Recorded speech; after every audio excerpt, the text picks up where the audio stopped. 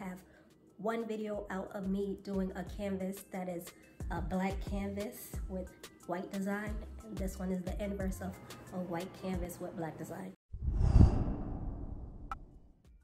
Hey guys, welcome back to my channel. I am Nikki of Balloon by nikicharmz. In today's video, we're having part 2 of the trio set that I did a DIY project for. Comment down below and tell me which style of video do you prefer. Do you prefer like a paint night or a quick tutorial like this one will be? I can either continue with this or we can even do a live paint night if you want. Just let me know. So if you're interested in this video, continue to watch. For this project, the main items needed is a canvas, acrylic paint, spackling, wide brush, and sponge brushes, also painter's tape. Of course, a cup of water and something to put your paint on. Everything else is optional. Okay, let's get started. First thing we need to do is set up our canvas, whether on an easel or tabletop. Next, we grab some paint to paint the canvas. I'm using acrylic paint and I'm using chalk paint. Whatever color you use is optional. And to thicken the paint, I'm using baking soda. You don't need much, just about a tablespoon. All items will be linked in the description box below. Once we combine everything, we can start mixing very well and adding the paint to the canvas. And I'm using my mixing tool to add the paint to the canvas, but you could use a sponge brush. Just be careful when dipping it into the water. You don't want it too wet that it's running all over the canvas. And once you dip it into the water and mix it with the paint, you can paint all over the canvas, making it an even layer. And when painting, make sure to cover the sides of the canvas as well.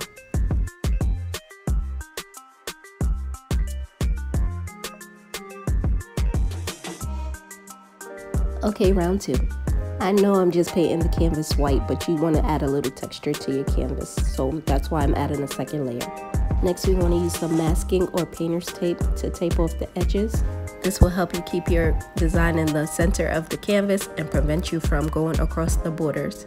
Okay, now it's time to create our design. Here is a picture of the actual design that I'm going to show you how to draw it out before actual painting, which I'm going to turn the canvas on the side so you can see the design more easily. As we look at the design, it looks like a backwards bubble letter N and a bubble letter M, at least from my point of view. Before we start to draw, you want to find the 2 borders where we taped off and find the middle and draw a line in the middle of the canvas, but don't go all the way to the end. This is where we create our bubble letter N. So we're going to start with a straight line from the end where the tape meets and draw a line down, matching the line we drew in the middle. Once you're finished drawing your line, at the top you want to draw a curved line on a slope, kind of like you're going down a hill. And when sketching, don't worry about going over the lines a couple of times just so you can be able to see it.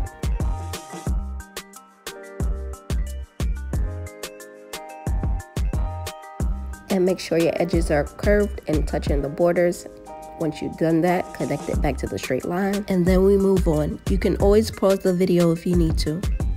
Next, we create a 45-degree angle, bringing the straight line to the top, but not all the way. Then we create a curved line, connecting it back to the straight line we started with. For this curve, it's more squarish than round, if you get what I mean. And you could play around with it, just so you get the perfect shape you're looking for. And when you're curving, make sure to bring it as close to the borders as you can. Next, we move on to the bottom of the end, and we're going to repeat the same process, which you're going to start curving from the straight line, creating a semicircle. But for this curve, we're going to bring it in a little more, creating more of a circle. And if you need to go over your sketch a couple of times just so it makes it perfect, do so. Once the straight line is finished, we create a 45-degree angle, bringing the straight line out, but not all the way to the end. Then we create another curved line like a slope, going back into the straight line, which we started with.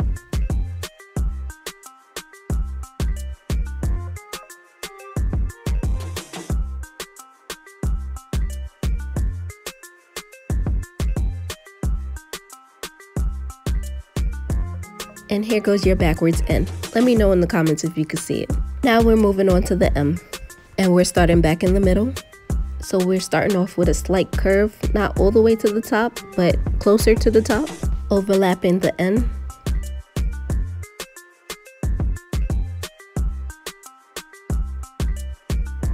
This is where we'll start the M. Once we have our curve, we're going to draw a straight line down close to the bottom, and then we're going to curve it off again. Then you want to slightly bring the line up.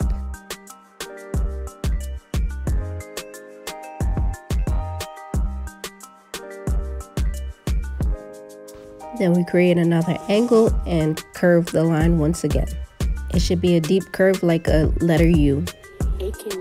produced it.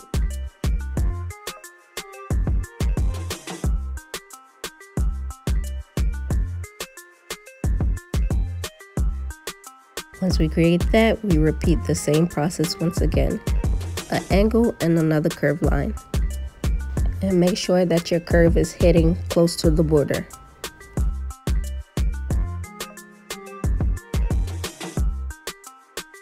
Once we create the curve, we draw another straight line on an angle.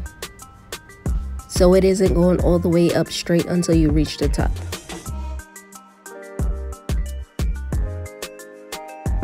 Once we reach almost to the top, you want to start to curve your line.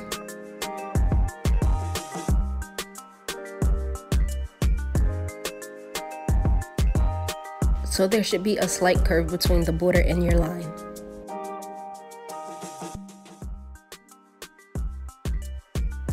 Now we come back up to the top and create another curve, kind of like you're going down a slope.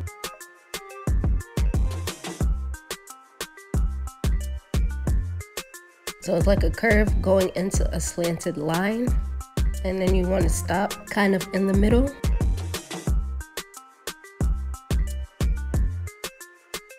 Then we create another angle going halfway up to the top. Once we create our angle, we make another curve, making it wide and connecting it back to the original line we started with.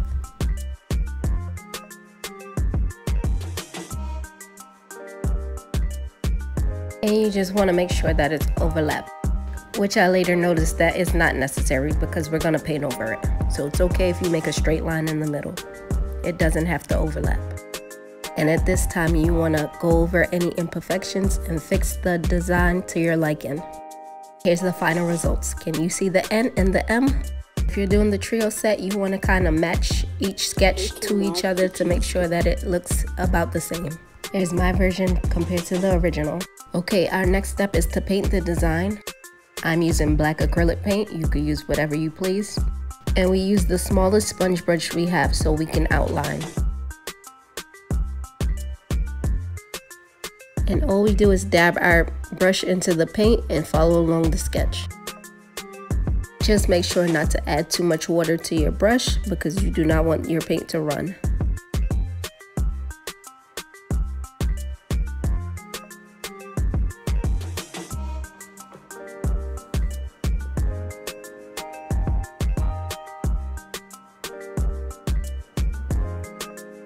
And this takes a good amount of paint, so make sure that you have enough. Now we can fill in the design. Just make sure to stay in between the lines. Yes, it kind of feels like you're coloring. And if your arm gets tired, take a break. And now that we filled in our design, now it's time to move on to the spackle. So this part is going to take a lot of spackling, so make sure that you have a lot on hand that you're able to even go over it. With the spackle, you can add whatever color paint you want. Just make sure that you add enough so that it mixes together correctly. And the baking soda is optional. I just wanted more texture. Now we mix and keep mixing until you get the desired color you're looking for. Mine looked a little gray, so I had to keep adding more black to get it to the actual color. Now that I got it to the perfect shade I'm looking for, we take our sponge brush or either a paintbrush and we just go over it. You want to plaster on enough spackling so that you can go over your design once again. So for my first layer, I mostly plastered it in the middle, and then I came back with the thin brush and fixed the sides. You could do the same. This is how it looks.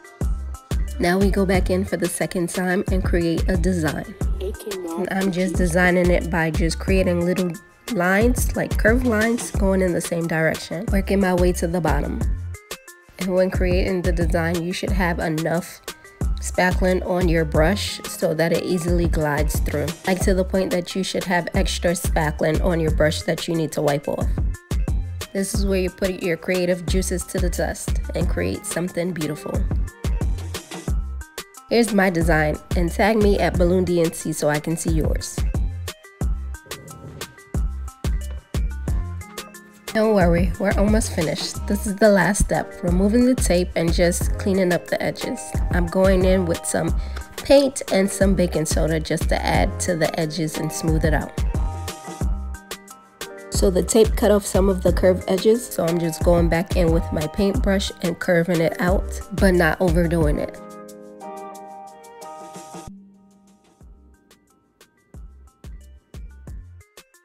Once you're done, make sure to make this dry so it doesn't run with the white and create gray areas.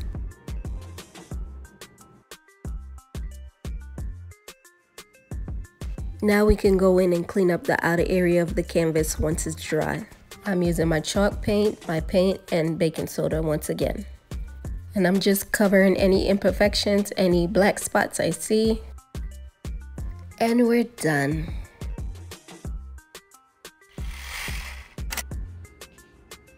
And you just saved over $1,000 creating this DIY project on your own. It came out beautiful, if I must say. And that's it for this tutorial. I hope you guys enjoyed it and it was very informative. And let me know down in the comments if you enjoyed DIY videos like this and you want to see more of them. And tell me in the comments which style of video do you prefer. Do you prefer the quick tutorial or do you prefer the paint night? Or let me know in the comments if you enjoyed both. If you did this video, don't forget to tag me on my social media platforms at BalloonDNC. Don't forget to like, share, and subscribe to my channel. Help me get to 1,000 subscribers, guys. Remember, the best is yet to come. So until next time, be blessed, guys.